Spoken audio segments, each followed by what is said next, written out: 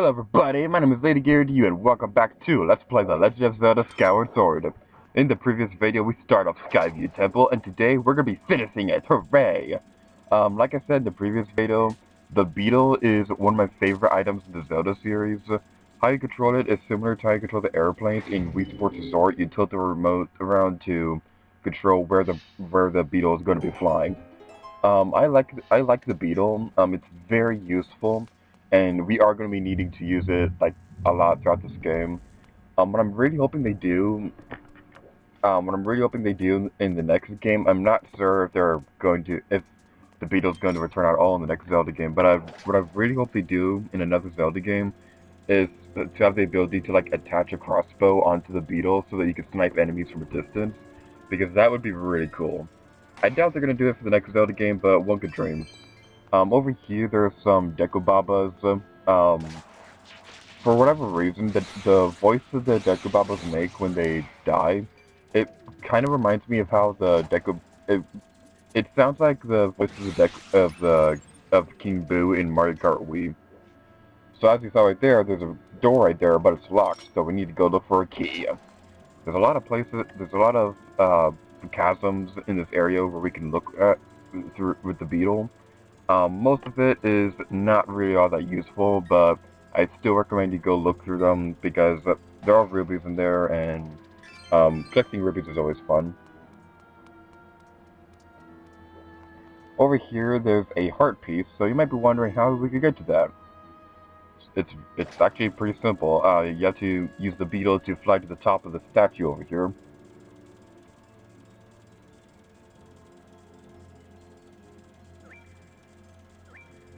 So as you saw right there, that is the range that we can fly the beetle with. It might not seem very far, but later on in the game we are going to be able to upgrade our items. We can upgrade like almost all of our items to whatever we want. The items in this game are upgradable, and the beetle, how the upgrading for that item works is that later on we're going to be able to make it so that the beetle can take more damage and fly further. Because let's be honest, right now the beetle cannot fly very far. You can use the beetle to cut strings to destroy these crates. Most of them have rubies, but I think later on in the game, those type of crates are going to have enemies in them. So just be careful when you use them. Watch out for the Dekubabas right there, because if you don't hit the green stem thingy that they're connected to, then you are going to, then the beetle is going to crash. I apologize if my commentary is not that great. I just like woke up and stuff, so that's the reason why my commentary isn't that great right now.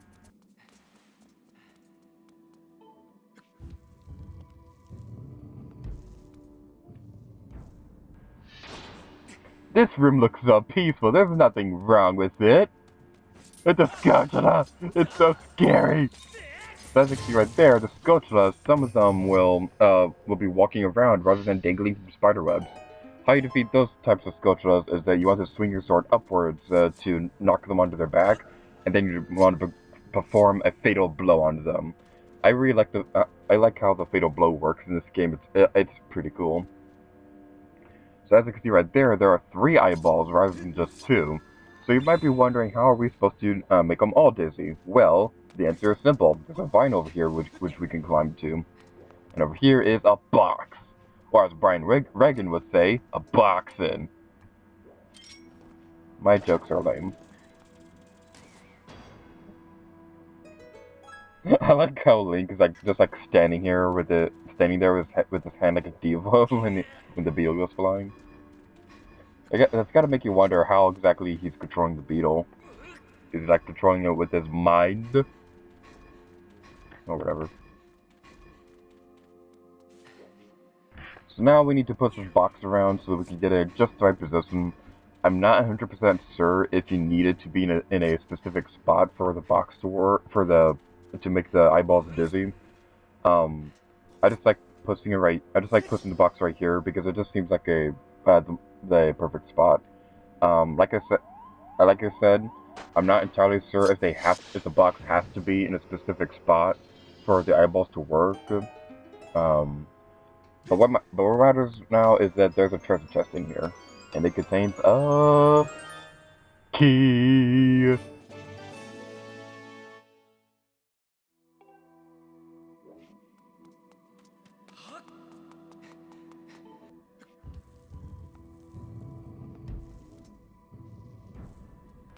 This next area can be a bit tricky to figure out, but if you have skills like me, then you're gonna be running around this place looking like an idiot for a while. Because on my first playthrough, I was like looking all over this room trying to figure out what it was I was supposed to do. But then I remembered I had a beetle that could use to fly around. The beetle is a great item to use to look ahead to see what you're going to be encountering in rooms. So if you want to be safe and just examine the room before you send Link around to do anything, what I recommend you do is I recommend you send the beetle outwards to like examine the room or something.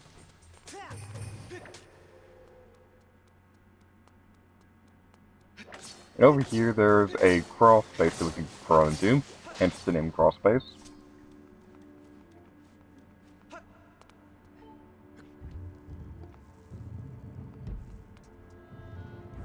So now that we have the key, we're gonna video. I'm kidding. We're going to take the key over to the locked door because that's what you use keys for. And that's of course your Sora from Kingdom Hearts, in which you use the keys to defeat artists and stuff like that.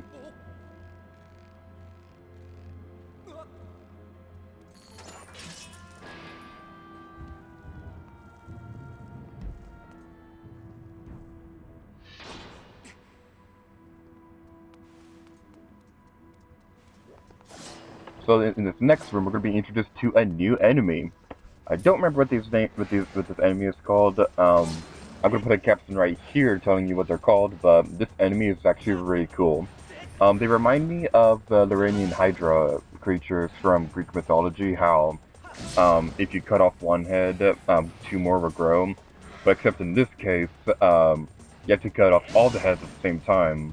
You have to cut off all the heads at the same time for them to be completely destroyed. They would not grow two heads like they do in Greek mythology.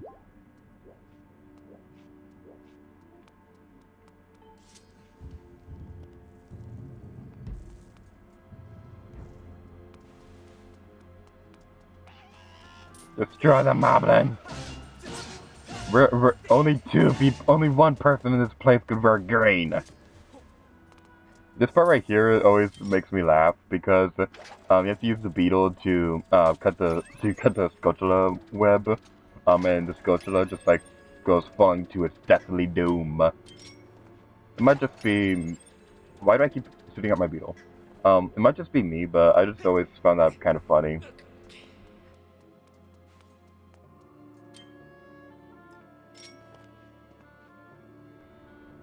So activating this pink diamond thingy will open this door.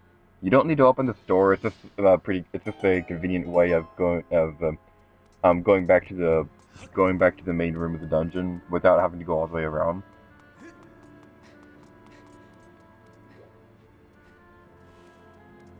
So there's a tightrope over here which we can climb across.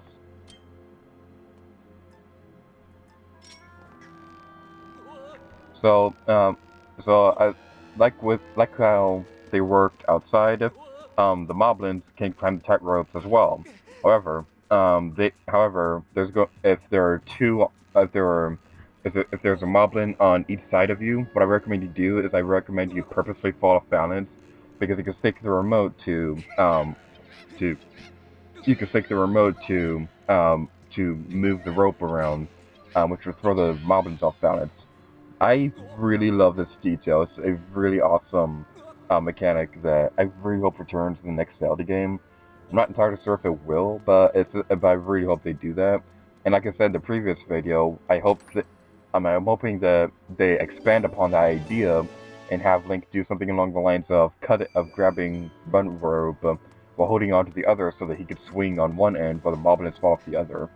I'm not sure if they're going to do that, but I really hope they do. By the way, if you hear any noise outside, it's raining right now. I'm recording while it's raining. I am epic. I'm more epic than Mickey.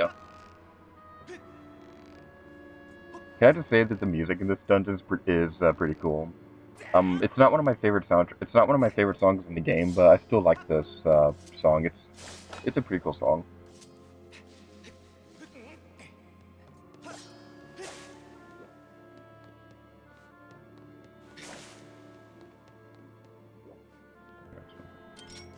Now we need to use our slingshots to destroy these vines. I ran out of slingshots. Luckily, we have our beetle. If you don't have enough ammunition in your slingshot, you can use the beetle to destroy the rest of the vines. This adds to my opinion on the slingshot being one of the more useless items in the game, because a lot of the stuff you could do with the slingshot, you can pretty much do with almost any other item.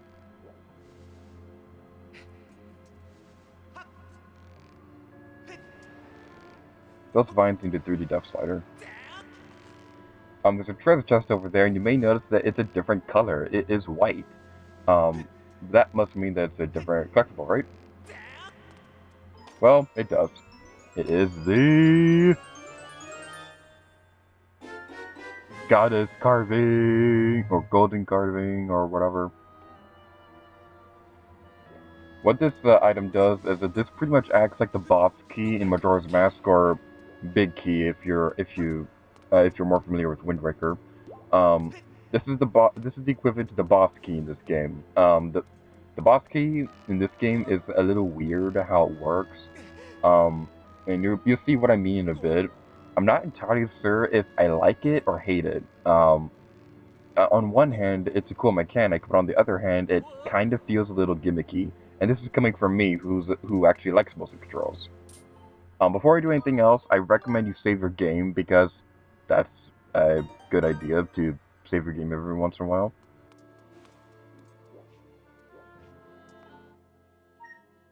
So right here, we have to tilt the remote around to move the key.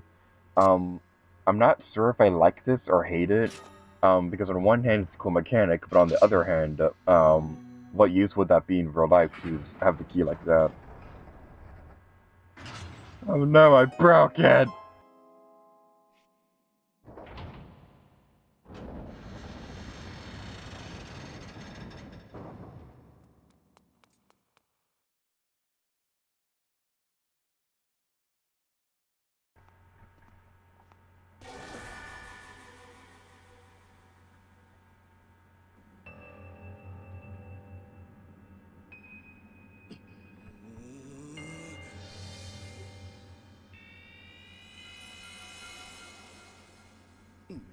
Look who it is!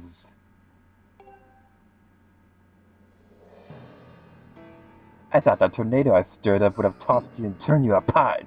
Yet here you are, knocked in pieces.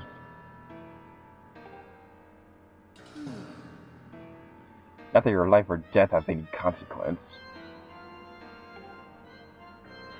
It's just the girl that matters now, and I can sense her here, just beyond this door. Yes, we plucked her majesty from her perch in the clouds, and now she's ours. Oh, but listen to me. I'm being positively uncivil. Allow me to introduce myself. I'm the demon lord who presides over this land and you look down upon. This world you call the surface. You may call me Girahim.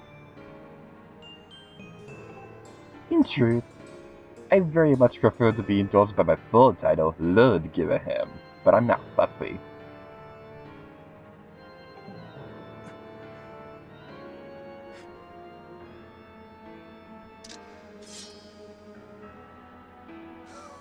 Did you really just draw your sword? Foolish boy.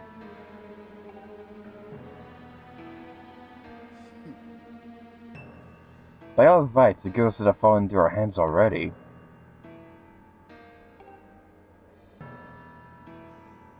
She was nearly ours when that loathsome servant of the goddess snatched her away. Do you have any idea how that made me feel inside? Furious! Outraged! sick with anger. This turn of events have left me with a strong appetite for bloodshed.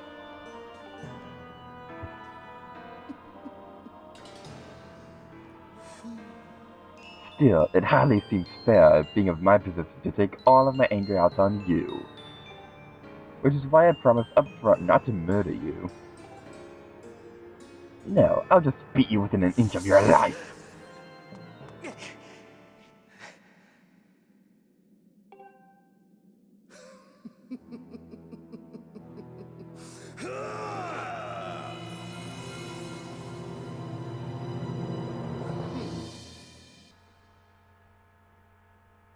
We are now facing Girahim! This guy is my absolute favorite villain in the entire Zelda series, and I am not joking. This guy's my favorite Zelda villain. He's a huge reason why this is my third favorite Zelda game. The only villain in gaming, who I like even more is Metalface from Xenoblade, but that's not the point right now. The point right now is that Girahim is awesome. And you might notice that he's actually holding Link's sword right now. This is actually a pretty huge detail story-wise that most people would probably not think twice about on their first playthrough. So just keep in mind that Girahim is able to hold Link's sword at this point. He doesn't. Girahim's method of attack in the first phase of this fight is that he'll try to steal your sword from you, and he'll also be teleporting around the battlefield. What you want to do is that you want to swing your sword in the opposite direction that his hand is located. So if his hand is facing upwards, you want to swing your remote to the side or downwards or something like that. If he's holding onto your sword and stick the remote quickly so that to stake your sword loose. Because if you don't do it in time, he'll throw your sword back at you. That's really hard to avoid. In the second phase of the boss fight, he'll shoot these little diamond thingies at you. The diamonds, they'll appear in a line, so you want to swing your remote in the direction that their line is facing. And if you're far away from him, he'll do a charging attack like that, which sometimes will leave him right open, but it's very hard to avoid in counterattack. When he teleports like that, he'll have two poses. One where his sword is facing, blocking an upwards attack, and one where he's blocking a side attack. If he's blocking an upwards attack, you want to swing your remote to the side, and if he's blocking a side attack, you want to swing your remote upward or downward or something like that.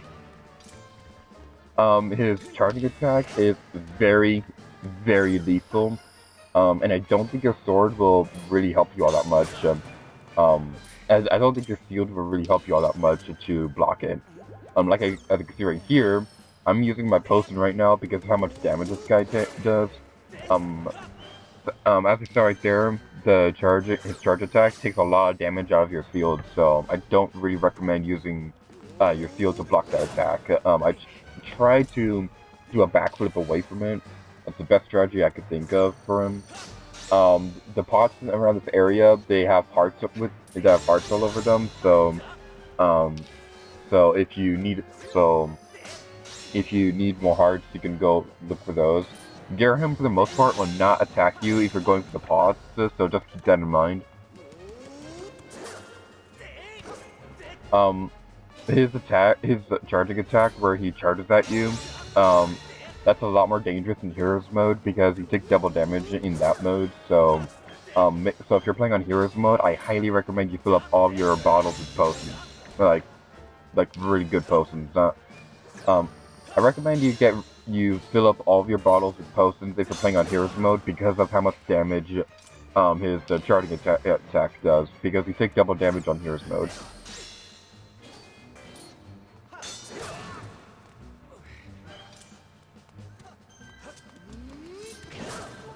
You may notice that Fi is trying to talk to Link right now. What he's trying to tell us about right now is most likely that our field is almost gone. Yay, we defeated him! Well, you put up much more of a fight than I would have thought possible out of such a soft boy. But don't clap for yourself quite yet. Oh, we can't clap for joy. But too bad. I'm gonna clap for joy anyway. I fear I spent far too long teasing and toying with you. The girl's presence has all but faded from this place, which means there's no reason to linger here. Goodbye, Sky Child. Run and play this time. Get in my way again, though, and you're dead.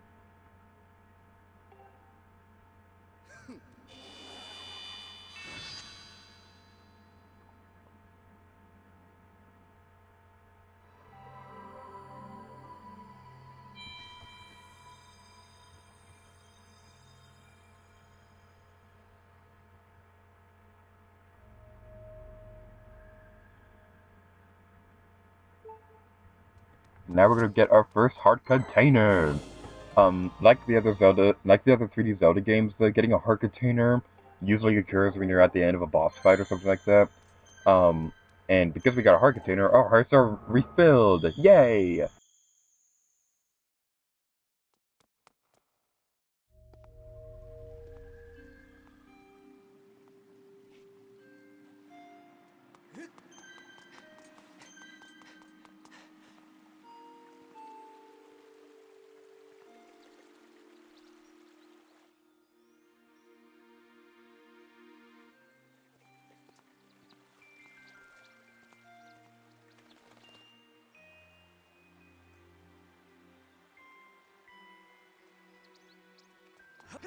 So now we're in the Skyview Spring. Before we do anything else, I want to go get something real quick. Behind the statue, there is a goddess cube. This is actually a pretty clever place to put a goddess cube because I would have never thought to look here.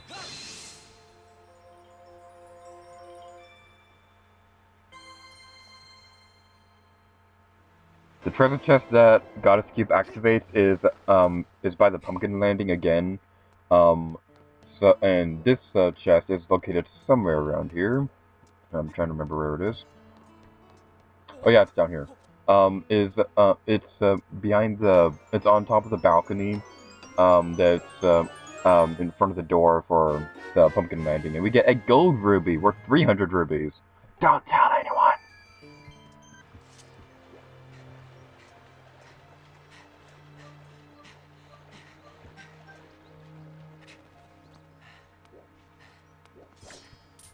As usual, use your Skyward Strike to activate this thingy, and then we get a cutscene.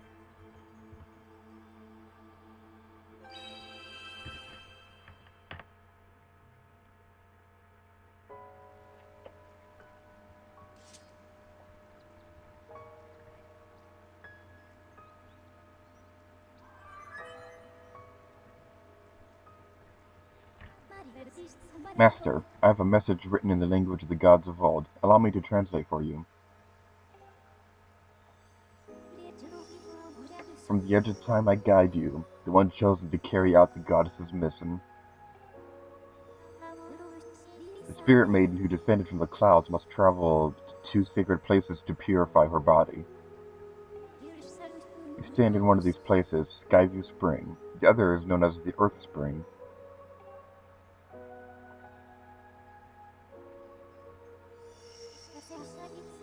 The second spring is hidden away deep within the scorched earth of Eldin. The Spirit Maiden, even mindful of the heavy task entrusted on her, has set out for the second sacred place.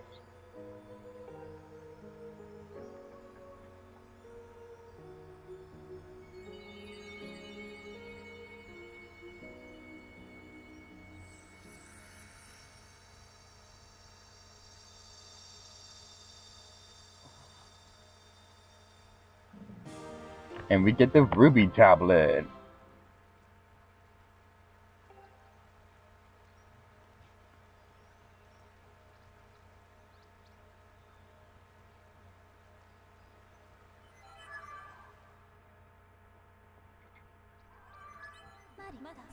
Master, as I just translated, it would appear that Zelda purified herself in the waters of the spring.